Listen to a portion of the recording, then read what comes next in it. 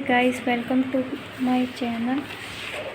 Good evening आप सभी को। शाम के बज रहे हैं 6 और मैं आज न्यू टॉपिक लाई हूँ और इस टॉपिक का नाम है आपका नर्वस सिस्टम। ओके, और इसकी ये क्लास फर्स्ट है। ये वर्क एक बायोलॉजी की क्लास है और नर्वस सिस्टम में जो है न्यूरल कंट्रोल एंड कोऑर्डिनेशन। ठीक है, तो ये क्या होता है तो इसके बारे में हम लोग पढ़ेंगे। नर्वस सिस्टम तथा एंडोक्राइन सिस्टम साथ में मिलकर कार्य करते हैं। मतलब जो हमारा नर्वस सिस्टम है और जो एंडोक्राइन सिस्टम है, ये दोनों साथ में मिलकर काम करते हैं। इसमें न्यूरल कंट्रोल एंड कोऑर्डिनेशन में nervous system plus endocrine system.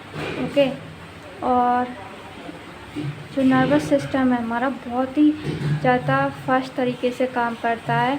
जैसे मैं ये पेन पकड़ी हुई हूँ तो ये कैसे वर्क हुआ, ये ब्रेन ने ही तो आदेश दिया कि ये पकड़ो पेन, तो ये सब है। मतलब लेकिन एक शॉर्ट टर्म के लिए है। ये नर्व सेल और न्यूरॉन से मिलकर बना होता है। मतलब जो नर्वस सिस्टम है ये नर्व सेल्स और न्यूरॉन से मिलकर बना होता है। ऑर्गन में कम्युनिकेशन करना, मतलब जो हमारे अंग हैं उनमें संवाद करने का काम किसका है? नर्वस सिस्टम का है। ऑर्गन के मैसेज को ब्रेन तक पहुंचाना, इसको कहते हैं सेंसरी। ओके, और ऑर्डर को ऑर्गन तक पहुंचाना, ये किसका काम होता है? मोटर। ओके, इसको मोटर कहते हैं, इसको सेंसरी कहते हैं। ये दोनों शब्द हमारे आगे बहुत यूज होंगे, तो आप लोग समझ लीजिए कि ऑर्गन के मतलब अंगों के मैसेज को ब्रेन तक पहुंचाने को कहते हैं सेंसरी। और जो ऑर्डर आता है ऑर्गन तक कि भाई ऐसा काम कर तो ये किसके द्वारा होता है? मोटर नर्व के द्वारा। ओके, अब नर्वस सिस्टम सबसे सरल किस में है? नॉन कॉर्टेट्स में। ओके, और स्पंज जो हमारा है उसमें न्यूरॉन एब्सेंट रहता है, क्योंकि ये बहुत मतलब इसमें ज़्यादा विकसित नहीं है। सर्वप्रथम न्यूरॉन सरल जिसमें देखा गया था वो है हाइड्रा सिलेंट्रेटा फाइलम में। और अब बात आ जाते हैं हमारे इंसेक्ट्स यानी कॉकरोच की, तो इसमें ब्रेन गैंग्लिया या नर्व टिश्यू के द्वारा ही इसमें क्या होता है? न्यूरल कोऑर्डिनेशन होता है। सबसे ज़्यादा नर्वस सिस्टम जो डेवलप्ड है वो है वर्टिब्रेट में हमारा नर्वस सिस्टम सबसे ज़्यादा डेवलप्ड है।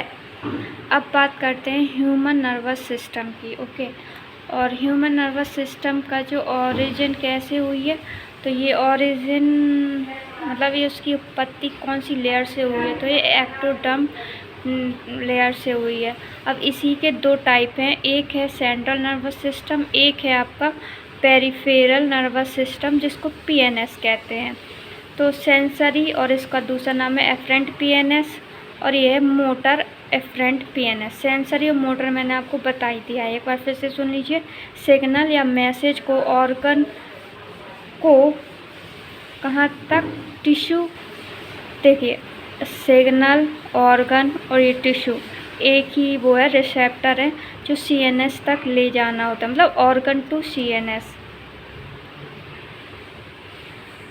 इसका मतलब होता है हमारे मैसेज को ब्रेन तक पहुंचाना।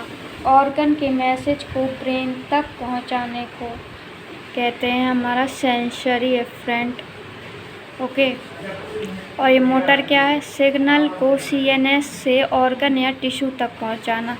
मतलब जैसे उसने ऑर्डर दे दिया कि भाई खुजली हो रही है तो कर लो, ये किसके द्वारा? तो सीएनएस टू ऑर्गन, यानी ऑर्गन हमारे हाथ पैर तक पहुंचाना। ओके, अब जो ये है आपका सेंट्रल नर्वस सिस्टम में, ये अल्सो टू टाइप्स के हैं, एक है सोमैटिक सेंसरी, एक है विसरल सेंसरी।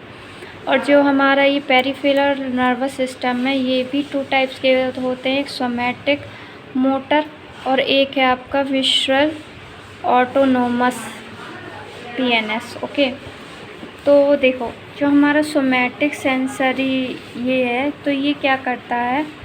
ये अपनी इच्छा अनुसार काम करता है, ठीक है।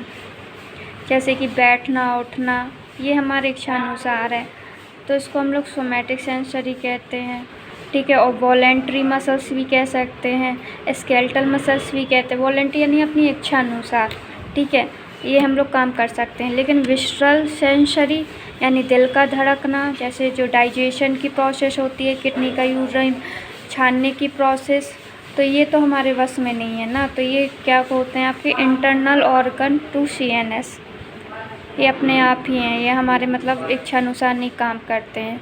और लेकिन ये अंदर ही अंदर काम करते हैं। जैसे पेट का दुखना, तो ये कौन पहुंचाएगा, आपका जो इंटरनल ऑर्गन से, जैसे पेट है तो ये ऑर्गन है, इससे कहाँ तक पहुंचाएगा, इस ब्रेन तक पहुंचाएगा सिग्नल। भाई पेट दुख रहा है तो ब्रेन कहेगा भाई पेट दुख रहा है तो जल्दी से जल्दी टैबलेट खा ले, ओके। तो इसको बोलते हैं इनवॉलेंट्री और स्मूथ मसल्स भी बोलते हैं। और इसका एक एग्जांपल ये भी है, पलक झपकना। पलक झपकना भी हमारे हाथ में या इच्छा अनुसार नहीं है। और ये है आपका दूसरा जो सोमैटिक मोटर है, मतलब CNS से सोमैटिक या वॉलेंटरी तक आता है, वही है, ठीक है। इसका यही है, जैसे इसने मैसेज पहुंचाया खुजली करना, तो कौन लाएगा ये मैसेज ऑर्गन तक, आपका ब्रेन से लेके आएगा, ये हमारा सोमैटिक मोटर लाएगा, ठीक है। विसरल ऑटोनोमस, ये इसका इंटरनल ऑर्गन का, ठीक है। CNS जो इंटरनल ऑर्गन को सिग्नल देता है वो विसरल इनवॉलेंट्री ऑर्गन में आ जाएगा, ठीक है। जो CNS से हमें इंटरनल ऑर्गन तक मैसेज पहुंचाएगा वो किस में आ जाएगा, आपका मतलब इनवॉलेंट्री में आएगा, हमारा विसरल इंटरनल ऑर्गन में आ जाएगा, ओके।